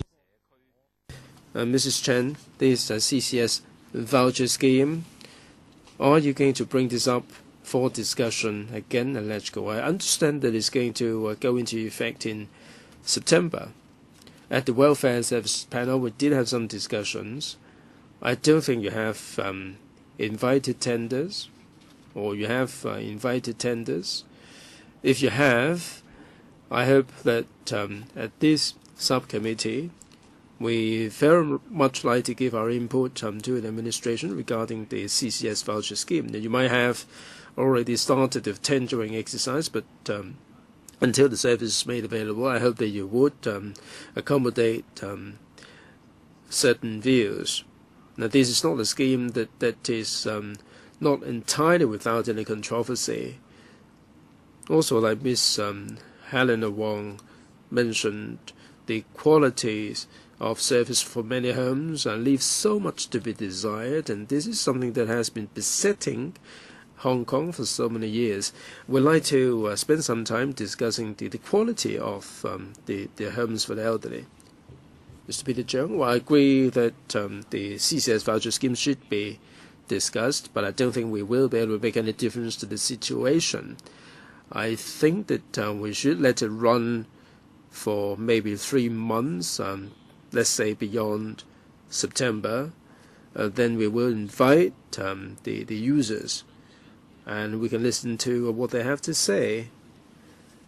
I don't think they would conduct an evaluation so soon. There are so many things that never go beyond the talking stage. Now we can assume that there are certain things that are lacking in the scheme, but if they have started the scheme, a lot of the problems will surface. All right, Mrs. Chen. In the next couple of months, is there any further room for accommodating further views? And in terms of timetable, you have started the tendering exercise. How soon are you going to announce the final bidder, successful bidder? I defer to Director for the details. Chairman, I wouldn't call this whole process as a tendering exercise, because we have invited the NGOs and social enterprises to put forward proposals. We do have parameters for the CCS voucher scheme. They put forward the proposals, and we will see whether they measure up to the requirements. And then we call them recognized service providers. They haven't quite got the resources yet. In a district, we will distribute the vouchers to the eligible senior citizens. Now, let's say they have the voucher. They will pick and choose the recognized or from the recognized service providers. Now, a service provider may have no patron at all, and there may be other service providers that would be full of patrons. So how soon are you going to announce the result? Yes, we just received the proposals after the Lunar New Year. We are doing the assessment for the time being. It would be April or later that we will announce the recognized service providers, and they have then to make full preparation, recruit the right manpower, and provide the facilities, procure the certain equipment, and so on, before they will provide the service in September. In June, July, we will conduct district briefings. Now, all these referring workers will have to understand what everything is all about.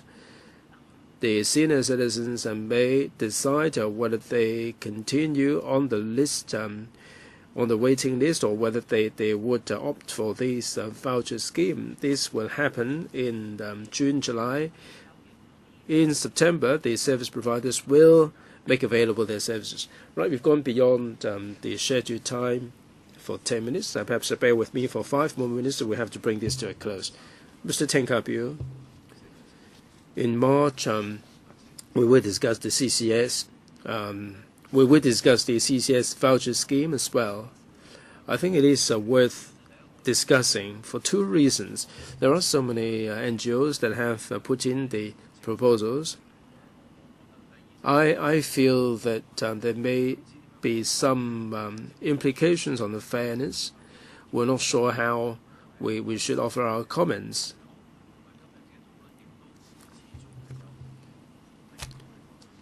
Well, today we did talk about the adequacy or otherwise of the CCS, those who are waiting and so on. It makes sense for us to include that in the agenda for the next meeting. Right, Madam Helen Wong, I've got no particular comments except to say that we should give more assistance to the carers and more support. Mr. Peter Cheung, no objection. If we have to include that in the agenda, we'd like to have some specs or specifications. Madam Lee, can you make available the evaluation criteria for assessing the proposals? Madam Lee. Well, Mr. Cheung talked about the service specifications, and no problem, we can make these available. We have included all these mandatory requirements and all the items that they have to measure up to before they can become recognized service providers. Certainly that can be made available. All right, we have these on the agenda for the next meeting. Mrs. Chen, Chairman, beg your pardon, sorry to interject like this. I heard a moment ago from Mr. Tang, Vice Chairman, the proposal to discuss CCS. Now, this covers a broad spectrum of things. Well, we are specifically talking about the CCS voucher scheme. Well, I meant what Mrs. Chen means. Members focus their attention on the CCS voucher, but I like to cover everything. Well, I like to make clarification here that this would cover a broad spectrum of things. As Chairman said a moment ago, this CCS voucher scheme, we did have a public hearing at the Elderly Commission. We also heard different views. The SWD did talk to various stakeholders. Now, we have the service specifications there. In fact, we have incorporated different desires from different people. It would be impossible for us to cover every single desire, every last desire on the part of everybody. Now, the voucher scheme will go ahead in September. This is a first in Hong Kong. We've never done that ever before in Hong Kong. There is so much room for further improvement indeed. Maybe if members would like to have a go at this, we can cover the CCS on a broader scale. As Mr. Cheung said earlier on, let's get the voucher scheme started, and then we see whether there is any room for discussion. We'd like to listen to what members have to say. The second stage is going to be more complicated. The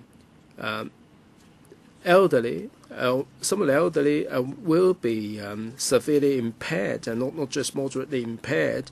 So we'd like to have more views. Since we have conducted so many rounds of consultation before we put this together, let it run its course for some time, and then we find out what operational problems we encounter. Mr. Tang, time is running short. Mrs. Chen, now we may be talking about CCS, but I'm sure that a lot has nothing to do with the CCS voucher scheme, but I'm sure the members will still focus their attention on the CCS voucher scheme anyway. Mrs. Chen, well, certainly, whatever we have available, we will make it available to members. But my point is that we should focus our attention. Each meeting, we'd like to focus our time on discussing certain things. For the voucher scheme, we don't have very much information available for members. What we have already made it available. Perhaps the timing is something that should be discussed. Peter Cheung, Chairman, I'll be very quick. This CCS, the administration might wish to enumerate all that are being made available and so on. This would be important, and this is something that outsiders might find it difficult to get to grips with. Now, there are so many flaws in the CCS scheme. They're running short of manpower. They're under really heavy workload. If you present all this information to us, it would be good. For the CCS voucher scheme, with the service specifications made available, I'm sure members would have some input. That may not take up the entire or large proportion of the 2-hour meeting, but that would enable us to have a broader scope to talk about, and we can certainly follow up on this. All right, let's proceed like this. When we talk about the CCS for the elderly, we have to consider whether we would receive the deputations.